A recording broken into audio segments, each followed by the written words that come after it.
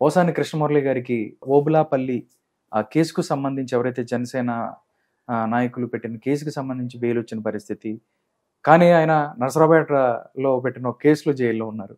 ఏంటి సార్ మొత్తం చూస్తే పీటీ వారెంట్లు దగ్గరగా 14 కేసులు వరుసగా ఒకేసారి పీటీ వారెంట్లు వేయటం, అక్కడ బెయిల్ వచ్చినా కానీ ఊరట లభిస్తుందని చెప్పి కూడా అందరూ మాట్లాడుతున్నారు. కానీ బట్ ఆయన కొన్ని రోజులైతే జైల్లో ఉండాల్సిన పరిస్థితి డెఫినెట్లీ ఉందంటారా?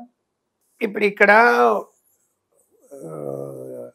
కేసుల విషయం మాట్లాడితే నేనైతే ఇవి కేసులే కాదు, చెత్త పరమ చెత్త కేసులు అవి, పరమ చెత్త కేసులు. నిజంగా ప్రభుత్వానికి దమ్ముంటే మీరు ఎన్నికల ముందు కూటమి పార్టీలు 3 కూడా విపరీతమైన ఆరోపణలు చేశారు, అవినీతి ఆరోపణలు. అవును, ఒక్క అవినీతి ఆరోపణ మీద కూడా కేసు ఈ రోజు వరకు బుగ్గాలే. ఒక్కరిని కూడా అవినీతి ఆరోపణ మీద జైల్లో పెట్టలే.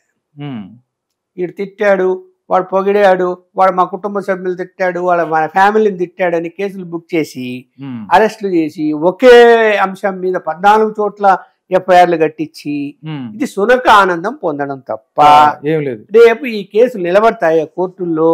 బెయిల్ ఎందుకు వస్తున్నాయి? ఇప్పుడు ఏముందని వాడు అరే తిట్టాడు, దీనికి లోపల ఎన్ని రోజులు ఉంటాడు, చాలా ఎన్ని రోజులు ఉన్నాడు, బెయిల్ ఇచ్చేస్తాడు జడ్జి. అయిపోయింది. అందులో ఏముంది? ఛార్జ్ షీట్లు ఏవేస్తాడు, తిట్టాడు అంతేనా? తిడితే ఈ సెక్షన్ వర్తిస్తుంది. ఏమన్నా ఆ కేసులు రేపు విచారణ జరిగితే ఏమన్నా జీవిత ఖైదు పడతారా, లేకపోతే ఏమన్నా ఉరిసి చేస్తారా? ఏమీ లేవు.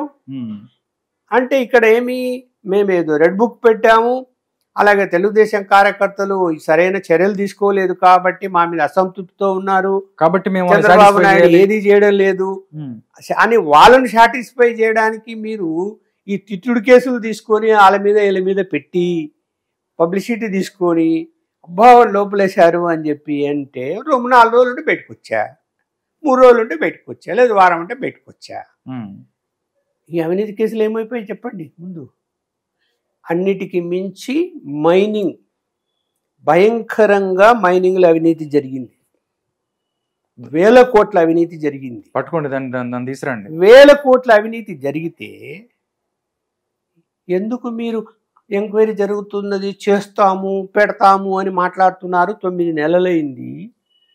పెద్దిరెడ్డి రామచంద్రారెడ్డి మీద ఎందుకు మీరు కేసు ఎఫ్ఐఆర్ కట్టలే ఈ రోజు వరకు?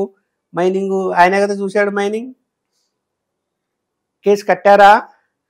అంటే మీ అధికారులు తేల్చలేదా?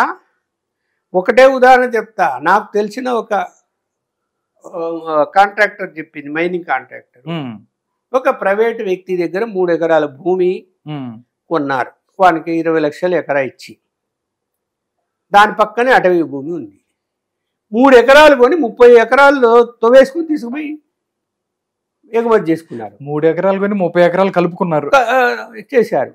అక్కడ పోయి చూస్తే తెలియదా వానికి పర్మిషన్ ఎన్ని ఎకరాలకు ఇచ్చారు, వాడు ఎన్ని ఎకరాలు కొనుక్కున్నాడు, వాడు ఎంత తవ్వాడు, ఎంత మైనింగ్ అక్కడ పడుతుంది? ఒక అంచనా ఉంటుంది మైనింగ్ డిపార్ట్మెంట్కి.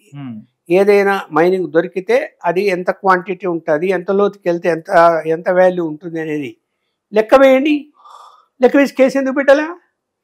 అంటే ఒక ఎగ్జాంపుల్ చెప్పిన, అది ప్రతి జిల్లాలో ఎక్కడ మైనింగ్ ఉందో ఇన్క్లూడింగ్ కోస్తాంధ్రాలో దగ్గర నుంచి మొదలు పెడితే శ్రీకాకుళం నుంచి చిత్తూరు అనంతపురం వరకు మైనింగ్ కడపతో సహా దోపిడీ జరిగింది.